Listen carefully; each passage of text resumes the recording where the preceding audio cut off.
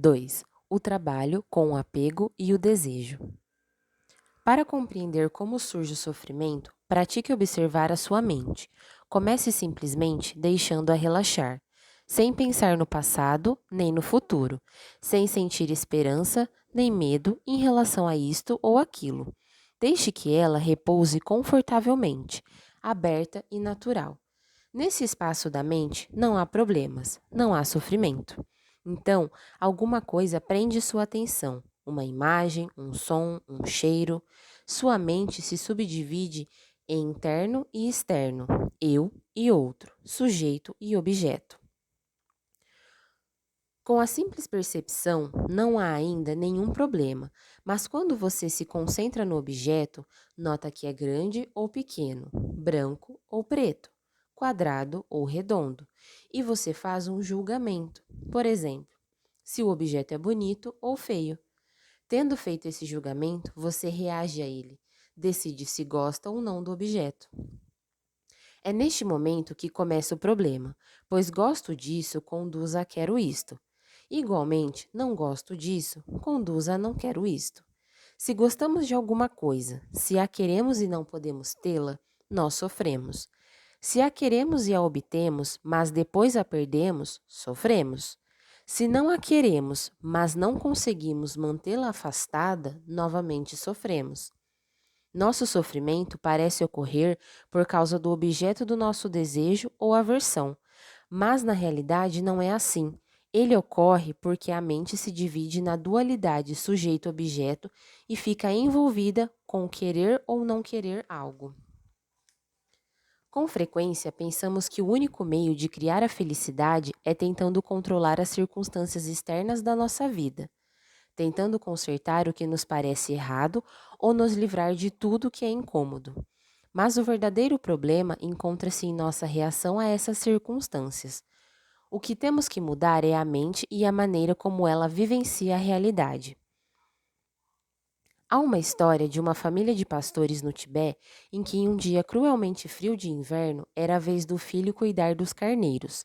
A família então guardou o maior e melhor pedaço de carne para o jantar dele.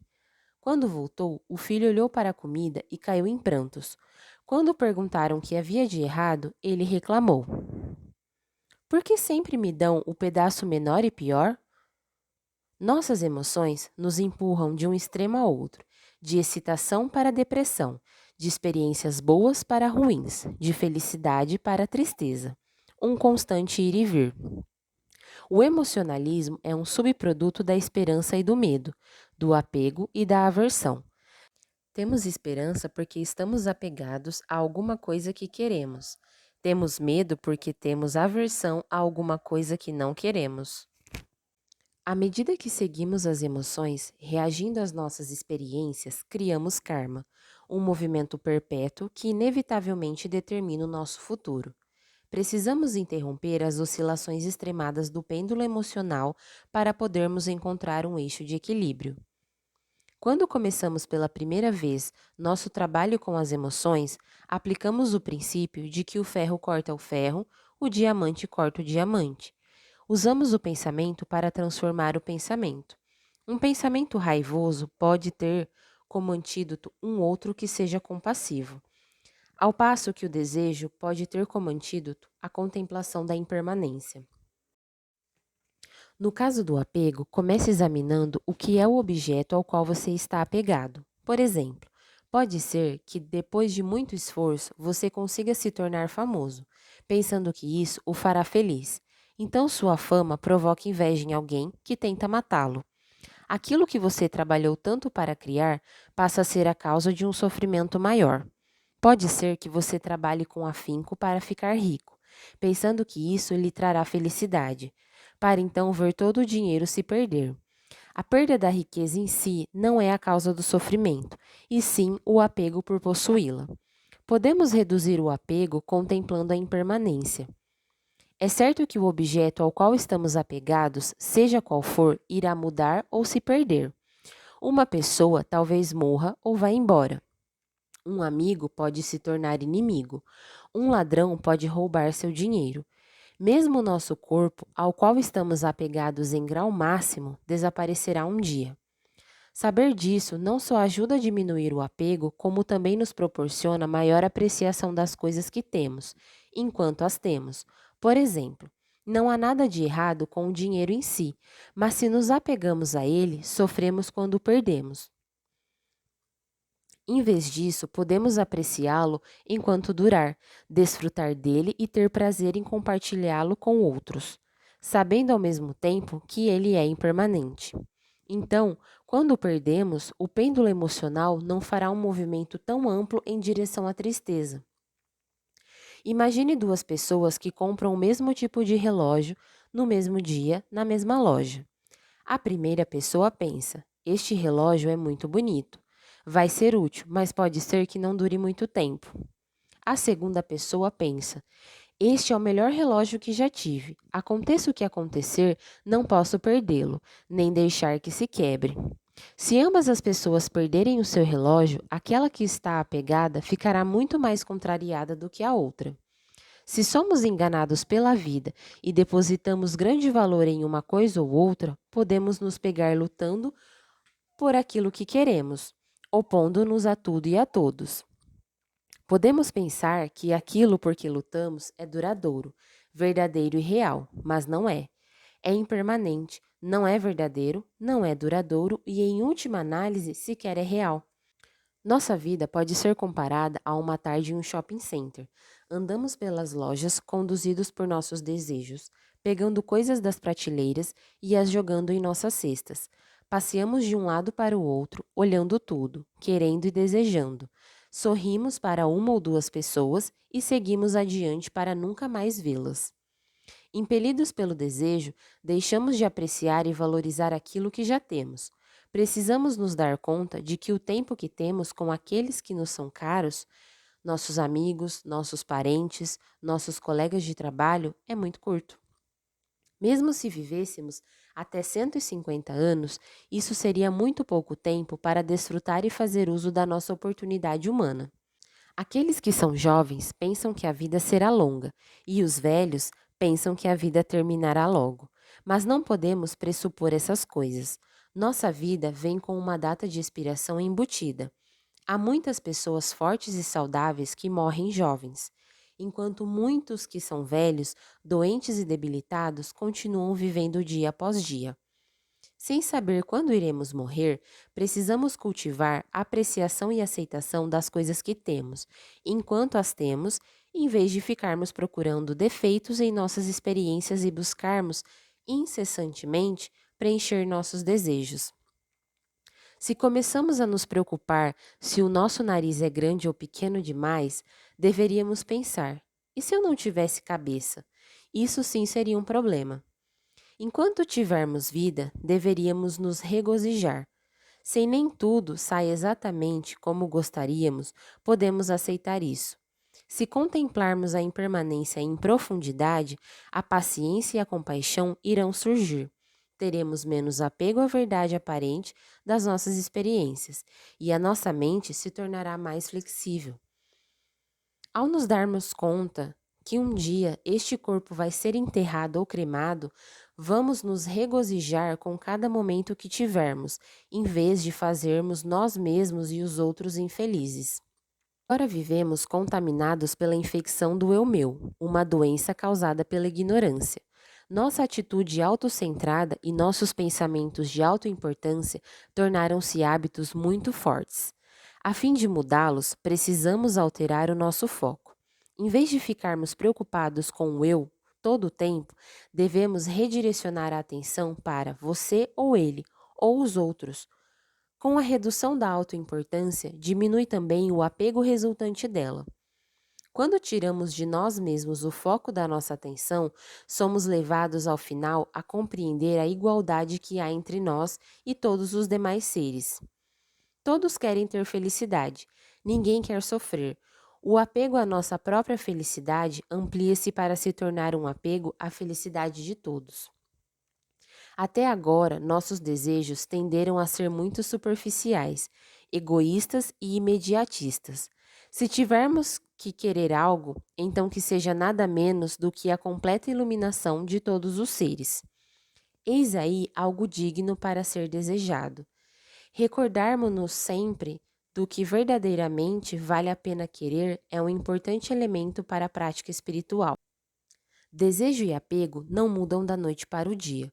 O desejo, porém, torna-se menos comum à medida que redirecionamos nossos anseios mundanos para a aspiração de fazer tudo o que está a nosso alcance, para ajudar todos os seres a encontrar felicidade permanente.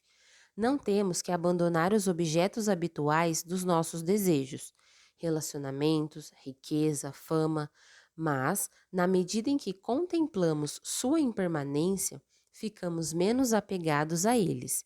Se temos a atitude de nos regozijar com a nossa sorte quando eles aparecem e, ao mesmo tempo, reconhecer que não irão durar, começamos a desenvolver qualidades espirituais. Cometemos, em menor número, os atos nocivos que resultam do apego e, assim, criamos menos karma negativo. Geramos mais karma favorável, aumentando gradativamente as qualidades positivas da mente. Com o tempo, com o amadurecimento da nossa prática de meditação, podemos tentar algo diferente da contemplação, diferente de usar o pensamento para transformar o pensamento. Podemos usar uma abordagem que revele a natureza mais profunda das emoções no momento em que estas surgem. Se você estiver no meio de um ataque de desejo, alguma coisa capturou sua mente e você precisa tê-la. Não conseguirá se livrar do desejo tentando reprimi-lo. Em vez disso, você pode olhar através do desejo, começando a examinar o que ele é. Quando o desejo aparece na mente, pergunte-se: de onde ele vem? Onde permanece? Será que pode ser descrito? Será que tem cor, forma ou contorno? Quando desaparece, para onde vai? Essa é uma situação interessante. Você pode dizer que o desejo existe, mas, se procurar pela experiência, não conseguirá tocá-lo com as mãos. Por outro lado, se disser que ele não existe, estará negando o fato óbvio de estar sentindo desejo. Você não pode dizer que existe, nem pode dizer que não existe. Você não pode dizer que valem ambas ou nenhuma das opções, que o desejo tanto existe quanto não existe, o que nem existe nem não existe. Esse é o significado da verdadeira natureza do desejo, que está além dos extremos da mente conceitual. O que nos coloca em dificuldade é a nossa incapacidade de compreender a natureza essencial de uma emoção, quando ela surge. Uma vez que consigamos fazer isso, a emoção tende a se dissolver. Então, não estaremos reprimindo nem incentivando-a. Estaremos simplesmente olhando com clareza para o que ocorre. Se deixarmos de lado um copo com água turva por algum tempo, os sedimentos irão se assentar por si só e a água ficará transparente. Em vez de julgarmos a experiência do desejo, olhamos diretamente para sua natureza, o que se chama de liberá-lo em sua própria base. Cada uma das emoções negativas ou venenos mentais possui uma pureza intrínseca que não reconhecemos por estarmos tão acostumados à sua aparência de emoção. A verdadeira natureza dos 5 venenos: ignorância, apego, aversão, inveja e orgulho. São as 5 sabedorias. Da mesma forma que um veneno pode ser ingerido como remédio para se obter a cura, cada veneno da mente, se trabalhado adequadamente, pode ser remetido à sua natureza de sabedoria, incrementando nossa prática espiritual. Se, em meio à intensidade do desejo, você simplesmente relaxar sem tirar sua atenção, você poderá ter um vislumbre da sabedoria discriminativa. Você não abandona o desejo, antes revela sua natureza de sabedoria. Pergunta: não estou certo de que entendo o que o senhor quer dizer com liberar uma emoção em sua própria base. Resposta: quando uma emoção aparece, é nosso hábito ficarmos envolvidos em analisar e reagir à sua causa aparente, o objeto externo. Se em vez disso nós simplesmente, sem apego ou aversão, ódio ou envolvimento, descascarmos a emoção, iremos revelar e experienciar sua natureza de sabedoria. Quando estamos nos sentindo com o rei na barriga, em vez de nos entregarmos ao orgulho ou afastá-lo, relaxamos a mente e revelamos a natureza intrínseca do orgulho, que é a sabedoria da equanimidade. Ao trabalhar com as emoções, podemos empregar diferentes métodos. Quando nossa mente está mergulhada na dualidade, na percepção sujeito-objeto, podemos cortar o ferro com o ferro. Aplicamos um pensamento positivo como antídoto a um negativo. O apego à felicidade dos outros como antídoto ao apego à nossa própria felicidade. Se formos capazes de afrouxar o hábito mental, a dualidade, poderemos experimentar a verdadeira essência ou base de uma emoção e, dessa forma, liberá-la em sua própria base. Dessa maneira, o princípio da sabedoria é revelado. O orgulho, revelado como a sabedoria da equanimidade. A inveja, como a sabedoria que tudo realiza. E o apego e o desejo, como a sabedoria discriminativa. A raiva e a aversão, como a sabedoria semelhante ao espelho. E a ignorância, como a sabedoria do Dharmadato. A sabedoria da verdadeira natureza da realidade. Pergunta: o senhor poderia falar mais sobre como a contemplação da impermanência reduz o apego? Resposta: imagine um adulto e uma criança que constroem um castelo de areia na praia. O adulto nunca chega a considerar o castelo como permanente ou real e não se apega a ele. Quando uma onda vem e destrói o castelo, ou aparecem outras crianças e o derrubam com pontapés, o adulto não sofre. Mas a criança passou a pensar nele como uma casa de verdade que durará para sempre e, portanto, sofre quando o perde. Como a criança, simulamos por muito tempo que a nossa experiência é estável e confiável. Por essa razão, apegamo-nos a ela e, quando muda, sofremos. Se mantivermos consciência da impermanência, nunca seremos completamente enganados pelos fenômenos do samsara. Contemplar o fato de que não lhe resta um período muito longo de vida irá ajudá-lo. Você pensará: no tempo que me sobra, por que me deixar levar por essa raiva ou apego que apenas produzirão mais confusão, fantasias e visões equivocadas? Se eu levar o que é impermanente tão a sério, tentando agarrar isto ou afastar aquilo de mim, vou estar apenas imaginando ser sólido, o que não é. Vou estar apenas complicando e perpetuando ainda mais as ilusões e os enganos do samsara. Não vou fazer isso. Vou usar este apego ou esta aversão, este orgulho ou esta inveja como prática. Prática espiritual não é o ato de ficar sentado em uma almofada de meditação. Quando você está diante da experiência do desejo ou da raiva, bem onde a mente está ativa, é neste ponto que você pratica a cada momento, a cada passo da sua vida. Pergunta: ao contemplar a impermanência, percebo que meu apego diminui em certa medida, mas pergunto: até onde devo ir ao me desapegar das coisas? Resposta: é necessário saber escolher com o que lidar em primeiro lugar. No fim, você poderá se desapegar de tudo, mas comece por abandonar os venenos da mente, por exemplo, a raiva. Em vez de pensar, por que lavar esses pratos se eles são impermanentes, livre-se da raiva de ter que lavá-los. Compreenda também que tudo o que surge na mente e que desencadeia sua raiva é impermanente. A própria raiva é impermanente. As coisas que alguém diz a você e que o afetam de modo negativo também são impermanentes. Perceba que são apenas palavras, sons, não são algo duradouro. O próximo passo é abandonar o apego a que as coisas sejam do seu jeito. Quando você compreende a impermanência, não importa tanto que as coisas aconteçam como você pensa que deveriam. Se acontecem, tudo bem. Se não acontecem, tudo bem também. Quando você pratica assim, a mente aos poucos vai adquirindo maior equilíbrio.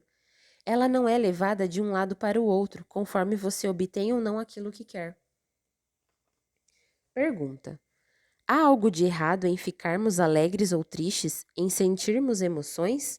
Resposta: Se ao vivermos a felicidade, nos recordamos que ela é impermanente, que em um dado momento irá desaparecer, isso nos ajudará a prezá-la e a desfrutá-la enquanto durar. Ao mesmo tempo, não ficaremos tão apegados nem fixados à felicidade. Não experimentaremos tanta dor quando ela se for. De igual modo, quando sentimos dor, mágoa ou perda, deveríamos nos lembrar de que isso também é impermanente, o que alivia nosso sofrimento. Portanto, o que nos conserva equilibrados é a consciência constante da impermanência. Pergunta: o eu continua presente quando ampliamos o foco do nosso apego para incluir as necessidades dos outros?